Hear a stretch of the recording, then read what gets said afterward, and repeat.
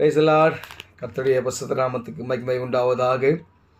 இன்றைய நாள் பொழுதிலே உங்கள் அனைவரும் சந்திப்பதிலே நான் மிகவும் மகிழ்ச்சி கொள்கிறேன். கர்த்தர் உங்களை ஆசீர்வதித்து உங்களையும் குடும்பங்களையும் காக்க கடவர். எனக்கு அருமையானவர்களே, அருமையான நாளிலே கடவுள் நமக்கு கொடுத்த வேத வாக்கியம் எசையா தீர்க்கதரிசியின் புஸ்தகம் 41 அதிகாரம் 13 வசனம். அருமையான ஒரு வசனம். உன் தேவனாகிய கர்த்தராகிய நான் உன் வலது கையை பிடித்து பயப்படாதே, நான் உனக்கு துணை நிற்கிறேன் என்று சொல்லுகிறேன் என்று.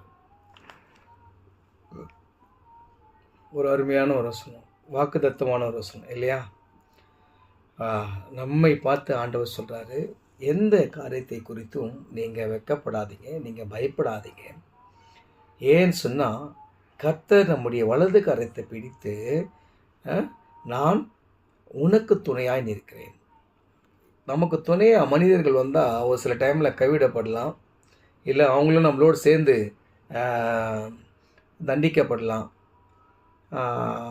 இப்படி சூழல் இருக்கிறது. ஆனால் நமக்கு நம்முடைய கரங்களை வலது கரத்தை பிடித்து கர்த்தர் நமக்கு துணையாக இருக்கிறாருன்னு சொன்னால், அதை விட ஒரு பெரிய பலன் நம்மளுக்கு எதுவுமே கிடையாதுங்க. அருமையான ஒரு வசனம். அந்த பலனை மட்டும்தான் நாம் கடவுள் நமக்கு என்ன பண்ணுறோம் தரணும். நம்ம அவருடைய கையை பிடிச்சிக்கணும்.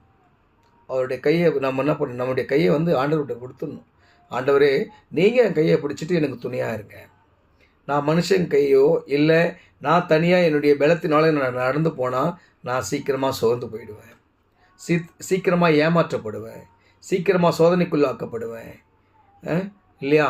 அதனால் நான் யாரையும் நம்பலை, நான் என்னுடைய பலத்தை நம்பலை, என்னுடைய சுயத்தை நம்பலை. நான் என்னுடைய கரங்களை உம்முடைய கரங்களை நான் கொடுத்துட்டேன்.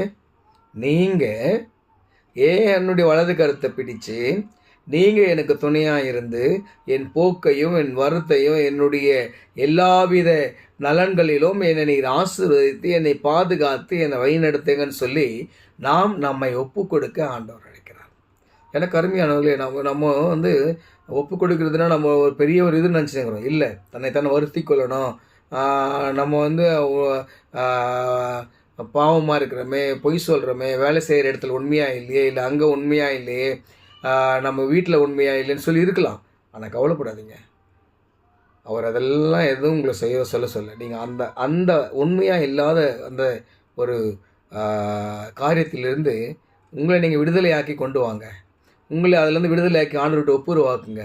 உங்களுடைய கருத்தை ஆண்டவர்கிட்ட கொடுங்க. ஆண்டவர் உங்களை ஆசீர்வதித்து காப்பார். ஆமென்.